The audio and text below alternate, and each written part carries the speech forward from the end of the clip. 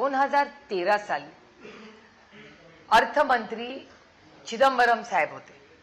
चिदंबरमजींनी एक स्टेटमेंट केलं होतं एका प्रेस कॉन्फरन्समध्ये की जर 1 वर्ष या देशातल्या लोकांनी जर सोनं विकत घेतलं नाही तर आर्थिक परिस्थितीमध्ये खूप बदल होऊ शकतो, असं फक्त स्टेटमेंट त्यांनी केलं होतं. तेव्हा तत्कालीन गुजरातचे माननीय मुख्यमंत्री यांनी फार टोकाची भूमिका घेतली होती आणि त्यांचे शब्द आजही माझ्या लक्षात आहेत. कारण का एका महिलेला तिच्या मंगळसूत्राची काय भावना असतात त्याच्याबद्दल हे मी एक महिला म्हणून तुम्हाला सांगू शकते.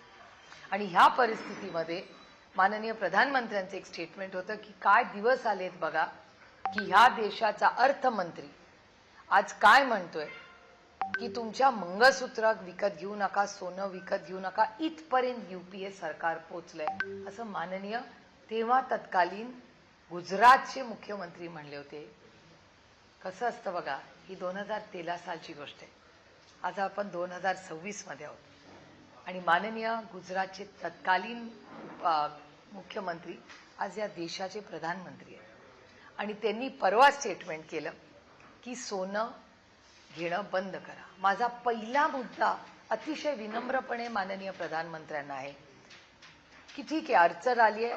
जसं ऑपरेशन सिंदूरच्या वेळेस आम्ही भारतावर हल्ला झाला म्हणून तुमच्याबरोबर उभे आहोत, जसं आदरणीय पवारसाहेबांनी सुचवलंय की आर्थिक परिस्थिती जर अतिशय गंभीर असेल तर एक ऑल पार्टी मीटिंग, आमची एकच विनंती आहे की माननीय प्रधानमंत्र्यांच्या उपस्थितीत घ्यावी.